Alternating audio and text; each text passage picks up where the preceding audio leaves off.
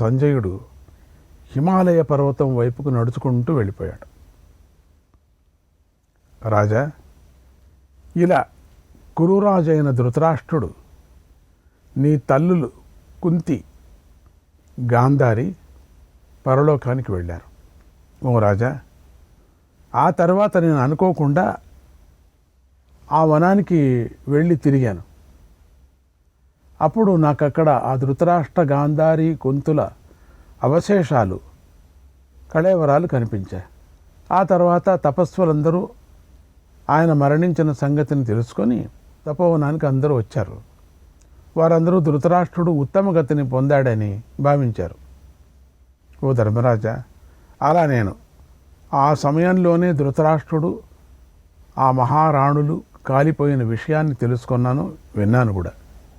ఓ రాజా, వారు స్వయంగానే అగ్నిలో కలిసిపోయారు కనుక వారికై మీరు ఖండితంగా శోకించవలసిన పని లేదు, దుఃఖపడాల్సిన పని లేదు అని చెప్పుకొచ్చాడు. ఇలా ధృతరాష్ట్ర, గాంధారి, కుంతి నిర్యాణ విషయాన్ని పాండవులు విన్నారు, ఎంతో శోకించారు కూడా.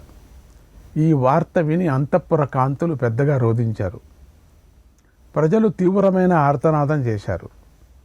ధర్మరాజు అయ్యో ఎంత పని జరిగింది అనుకున్నాడు. తల్లిని తలుచుకుంటూ చేతులెత్తి రోధించాడు. భీముడు మొదలైనటువంటి సోదరులు కూడా రోధించారు. స్త్రీలందరూ కూడా పెద్దగా రోధించారు. వృద్ధులైన గాంధారి ధృతరాష్ట్రులను, కుంతీదేవిని గుర్తు చేసుకొని ఎంతో దుఃఖించారు.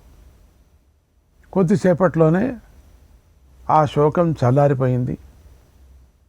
ధర్మరాజు కన్నీటిని తుడుచుకొని ధైర్యాన్ని వహించాడు. తర్వాత ఇలా అన్నాడు, శ్రీకృష్ణాయ పరమాత్మనే నమః. 38వ అధ్యాయం. ధర్మరాజు నారద మహర్షికి ఇలా చెప్పాడు, ఓ విప్ర, బంధువులమైన మేమందరము ఉండగానే ఆ మహాత్ముడు తీవ్రమైన తపస్సు చేశాడు. అలా దిక్కులేని వాడిలాగా మరణించాడు. ఇది మాకెంతో బాధ కలిగిస్తుంది కదా, ఎందుకోని. ఓ విప్ర, పురుషులు ఎప్పుడు ఎలాంటి గతిని పొందుతారో చెప్పలేము. లేకపోతే ఈ ధృతరాష్ట్రుడు దావాగ్నిలో దగ్ధమయ్యేవాడేనా కాడు కదా. కనుక గతి గురించి ఎవరికీ తెలియదు. ఆయనకు 100 మంది చక్కని కొడుకులు ఉన్నారు. ఆయన స్వయంగా 10,000 ఏనుగుల బలం గలవాడు వేరే. అలాంటి రాజు ఈ రోజున దావాగ్నిలో కాలిపోయాడు. ఆయన మేల్కొనే సమయంలో సూత మాగధులు వచ్చి ఆయనను చక్కగా మేల్కొలిపేవారు. అప్పుడు ఆ రాజు పాపాత్ముడైన నా కర్మల కారణంగా నేలపై పడుకోవలసి వచ్చింది. పాపాత్ముడైనటువంటి ఇప్పుడు అటువంటి రాజు.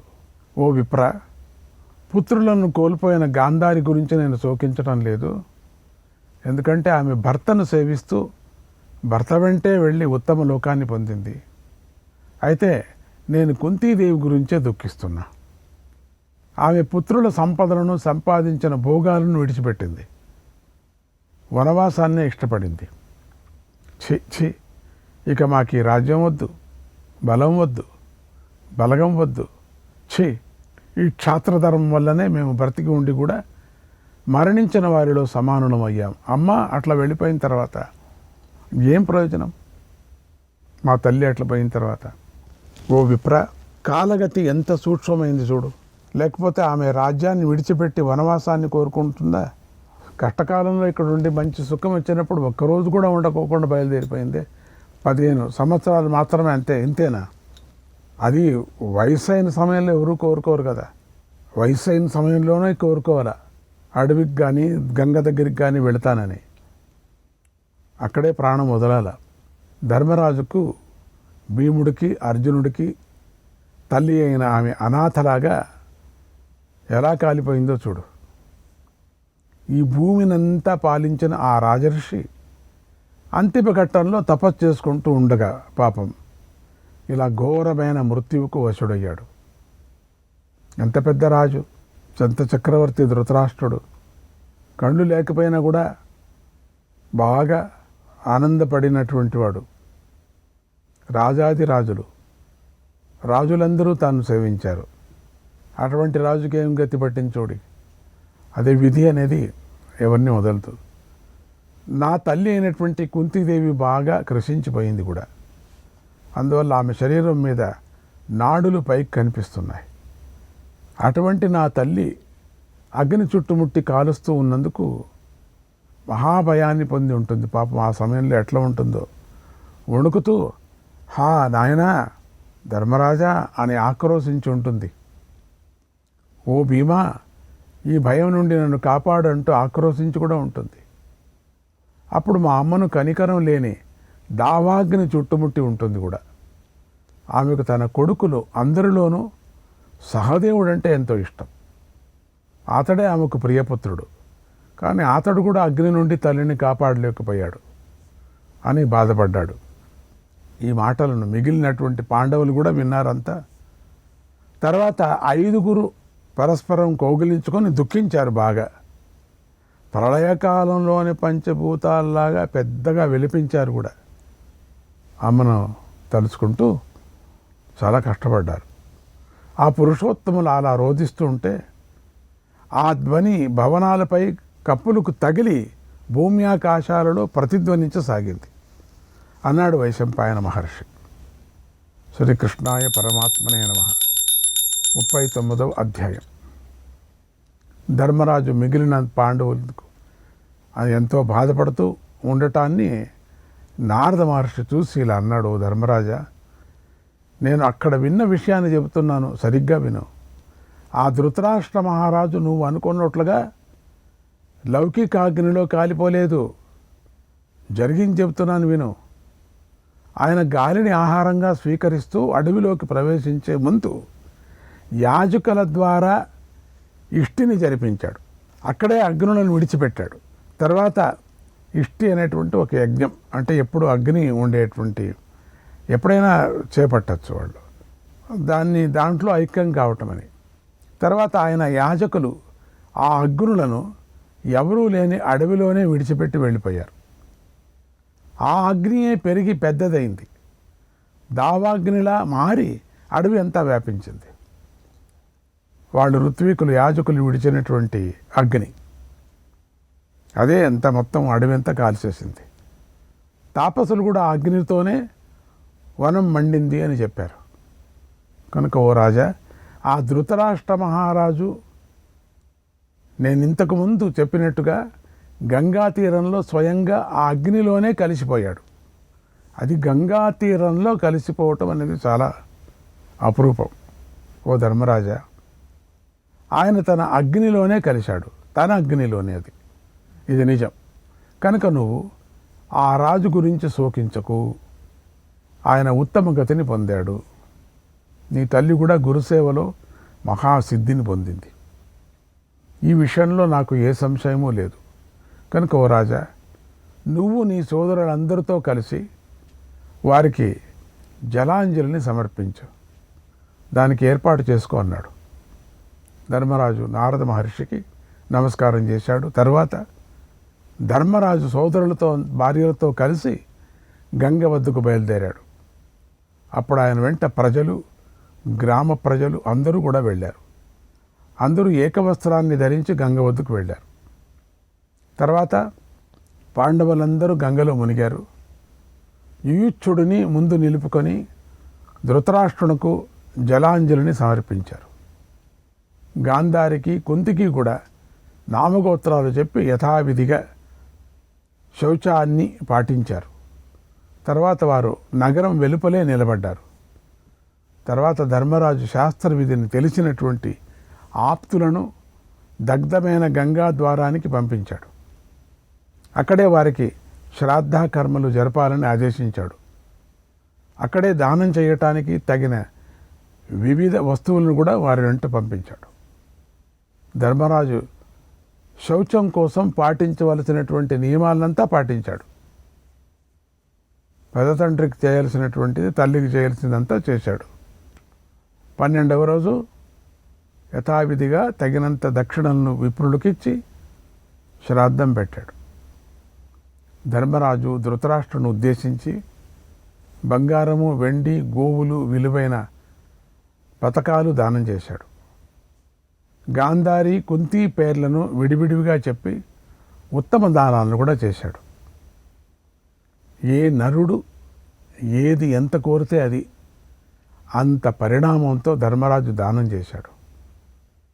ఆ రోజునే ధర్మరాజు తల్లులను ఉద్దేశించి పడక, భోజనం, వాహనం, మణులు, రత్నాలు, ధనం, శకటాలు, వస్త్రాలు, వివిధ భోగాలు చక్కగా అలంకరించిన దాసీ జనాన్ని కూడా ఇచ్చాడు. తర్వాత ధర్మరాజు అనేక శ్రాద్ధ కార్యక్రమాలను చేసి హస్తినాపురంలోకి ప్రవేశించాడు. ధర్మరాజు ఆదేశ ప్రకారం గంగా ద్వారానికి వెళ్ళిన వారు ఆ ముగ్గురి ఆస్తులను సంగ్రహించి మళ్ళీ గంగా తీరానికి వచ్చారు. వాటిని పూలమాలతో, గంధాలతో యథావిధిగా పూజించి గంగలో కలిపి ఆ విషయాన్ని ధర్మరాజుకు చెప్పారు. తర్వాత నారద మహర్షి ధర్మాత్ముడైన ధర్మరాజును ఓదార్చి వెళ్ళిపోయాడు. రణరంగంలో పుత్రులు చనిపోగా ధృతరాష్ట్రుడు వారి కోసం, దాయాదుల కోసం, వియ్యాల వారి కోసం, మిత్రుల కోసం, సోదరుల కోసం, బంధువుల కోసం నిత్యము దానాలు చేస్తూ హస్తినాపురంలో మళ్ళీ 15 సంవత్సరాలు ఉన్నాడు. తర్వాత వనవాసంలో 3 సంవత్సరాలు గడిపాడు. ధర్మరాజు యుద్ధంలో గెలిచాడు, కానీ దాయాదులను, బంధువులను కోల్పోయాడు. ఆ కారణం చేత ధర్మరాజు ఏ సంతోషము లేకుండానే రాజ్యాన్ని పాలించాడు అన్నాడు వైశంపాయన మహర్షి. శ్రీకృష్ణాయ పరమాత్మనే నమః. ఇంతటితో ఆశ్రమ వార్షిక పర్వం సమాప్తమవుతున్నది. నారాయణ నారాయణ నారాయణ నారాయణ కృష్ణ శ్రీహరి. ఇక మౌసల పర్వం 1వ అధ్యాయం. వైశంపాయనుడు జనమేజయుడికి ఇలా చెప్పాడు: ఓ మహారాజా, మహాభారత యుద్ధం పూర్తి అయిపోయి 36 సంవత్సరాలు గడిచింది. తర్వాత ధర్మరాజుకు విపరీతంగా అశుభాన్ని సూచించేటువంటి శకునాలు కనిపించాయి. ఆకాశంలో ఉరుములు, మెరుపులతో ఇసుక వాన కురిసింది. ఇది అపశకునం. ప్రచండమైన గాలులు వీచాయి. పక్షులు అపసవ్యంగా, వలయాకారంగా సంచరించే అపసవ్యంగా. మహానదులు లోపలే ప్రవహించాయి. ఏదో నదులంతా ఇంగిపోయినట్టుగా అయిపోయింది. దిక్కులన్నీ మంచుతో కప్పబడిపోయాయి. మధ్యాహ్నం పూటైనా మంచు అయిపోయింది. ఆకాశం నుండి తోకచుక్కలు నిప్పులను కురిపిస్తూ నేల మీద పడ్డాయి. సూర్యమండలం దుమ్ముతో కప్పబడిపోయింది కూడా. ప్రభాత సమయం తేజోహీనంగా ఉంది. అది నిత్యం మొండెములతో అంటే కనిపించింది. అంతా అన్ని చోట్ల మొండెములతో కనిపిస్తోంది ప్రతినిత్యం. చంద్ర సూర్యుల చుట్టూ భయంకరంగా 3 రంగులలో ఉన్నటువంటి గూడులు కనిపించాయి. వాటి అంచులు నల్లగాను, బండగాను కనిపించాయి. మధ్యలో బూడిద రంగు ఉంది. దాని చుట్టూ ఎర్ర రంగు కనిపించింది. ఇవే కాకుండా ఇంకా ఉత్పాతాలు భయాన్ని సూచిస్తూ కనిపించాయి. ఆ తర్వాత కొంతకాలానికి ఒక రోకలి కారణంగా యాదవుల మధ్య భయంకరమైన యుద్ధం జరిగింది. ఆ యుద్ధంలో యాదవులందరూ చనిపోయారు అని ధర్మరాజుకు తెలిసింది. శ్రీకృష్ణుడు, బలరాముడు మాత్రమే ఆ యుద్ధం నుండి తప్పించుకున్నారు అని విన్నాడు కూడా. వెంటనే ధర్మరాజు సోదరుల్ని పిలిపించి, ఇప్పుడు మన కర్తవ్యం ఏమిటి, మనం ఏం చేయాలి అని అడిగాడు. అప్పుడు ఎవరు ఏమీ మాట్లాడలేకపోయారు. ఏం చేయాలో ఎవరికి ఏమీ తోచలేదు. విప్రశాపం బలం వల్ల వృష్ణివంశీయులు ఒకరితో ఒకరు యుద్ధం చేసుకొని నాశనమయ్యారని తెలుసుకొని పాండవులు ఎంతో బాధపడ్డారు. వాసుదేవుడు పరంధామానికి తిరిగి వెళ్ళటం అనేది సముద్రం ఎండిపోవటం వంటిది. పాండవులు ఆ అశుభకరమైన వార్తను విని నమ్మలేకపోయారు. శ్రీకృష్ణుడు అంతర్ధానం కావటాన్ని జీర్ణించుకోలేకపోయారు. ముసలం వల్ల ఏర్పడిన యుద్ధ కారణంగా పాండవులు ఎంతో శోకించారు. ఏమీ చేయలేక విచారంగా నిరాశతో కూర్చున్నారు అన్నాడు వైశంపాయన మహర్షి. అప్పుడు జనమేజయుడు ఇలా అడిగాడు, ఓ మహర్షి, శ్రీకృష్ణుడు కంటితో చూస్తుండగానే వృష్ణులు, అంధకులు, భోజులు ఎలా చనిపోయారు? నాకు ఈ విషయం చెప్పండి అని అడిగాడు. వైశంపాయనుడు ఇలా చెప్తున్నాడు, ఓ మహారాజా, భారత యుద్ధం జరిగిన తర్వాత 36 సంవత్సరాలు గడిచింది. తర్వాత యాదవులలో అన్యాయంగా పెద్ద కొట్లాట ఏర్పడింది. అందుచేత వారందరూ కాలానికి వశులై ఒకరినొకరు చంపుకున్నారు అన్నాడు. ఆ వృష్ణి, అందక వీరులు, భోజులను ఎవరు శాపించారు? ఎవరి మూలంగా వారందరూ చనిపోయారు? నాకు ఈ విషయాన్ని వివరంగా చెప్పండి అని అడిగాడు. వైశంపాయనుడు ఇలా చెప్తున్నాడు, మహారాజా, ఒకనాడు విశ్వామిత్రుడు, కణ్వుడు, నారద మహర్షి ద్వారకా నగరాన్ని చూడాలని వెళ్ళారు. అప్పుడు సారణుడు మొదలైనటువంటి వీరులు వారిని దర్శించారు కూడా. అయితే వారు కాలానికి వశులయ్యారు. అంటే వాళ్ళలో బుద్ధి మార్పిడి వచ్చింది. కలియుగం దగ్గరికి వస్తుంది కదా, మార్పిడి వస్తూ ఉన్నది వాళ్ళలో. దాని ప్రభావం కలుగుతూ ఉంది. దాని ఈ కలియుగ శాఖము ముందుగానే చూపిస్తూ ఉన్నది. వెంటనే వారి బుద్ధి వక్రించింది. వారికి ఒక చెడు ఆలోచన వచ్చింది వీళ్ళకు. ఎవరిని? సాంబుణ్ణి ఏం చేశారు? సాంబుణ్ణి స్త్రీగా అలంకరించారు. ఊరికే ఉండద్దు కదా. అతన్ని ముందుంచుకొని, మహర్షులకు అంతా తెలుసు అని చెప్తారు కదా, మనం ఒక చిన్న పరీక్ష చేస్తామని మహర్షుల దగ్గరికి వెళ్ళి ఇట్లా అన్నారు. ఈ సాంబుడికి స్త్రీ వేషం వేశారు. ఓ మహర్షులారా, ఈమె బభ్రుడి భార్య, గర్భవతి కనుక ఆయన ఇప్పుడు కొడుకే పుట్టాలని కోరుకుంటున్నాడు. కొంతమంది లేదు ఆడపిల్లే కావాలని కొంతమంది కోరుకుంటున్నారు. ఏం చేసేది? కాబట్టి ఓ మహర్షులారా, ఈమెను బాగా చూసి చెప్పండి, ఈమె కడుపున ఎవరు పుడతారు? కొడుక, కూతురా అని అడిగారు. మహర్షులు సర్వజ్ఞులు కదా, వారికి అన్నీ తెలుసు. వాళ్ళకు కూడా కలి ప్రభావం దగ్గర ఉంది. అసలు వాళ్ళు ఏం చెప్తారు? మీరు తమనంతా అవమానిస్తున్నారు. ఇప్పటికే ఇంకా ప్రారంభమైంది ప్రభావం, కలి అవహేళన చేస్తున్నారు వీళ్ళు. మగవాడికి స్త్రీ వేషం వేసి తీసుకొని మోసం చేస్తున్నారు. వాళ్ళకి అర్థమైపోయింది, దాన్ని గ్రహించారు. వారిపై ఎంతో కోపించారు. వారి కళ్ళు కోపంతో ఎర్రబడిపోయాయి. ఒకరి వైపు మరొకరు చూసుకొని ఇలా అన్నారు, ఓ దుర్మార్గులారా, వీడు సాంబుడు మాకు తెలుసు. వాసుదేవుడి దాయాది వీడు. మీరు వీడికి వేషం వేసి తీసుకొని వచ్చి మమ్మల్ని అవమానించారు, మోసగించారు. కనుక మీ నవ్వులాటకు, మీ అవహేళనకు, మీరు చేసిన అవమానానికి తగిన సమాధానం చెబుతున్నాం వినండి.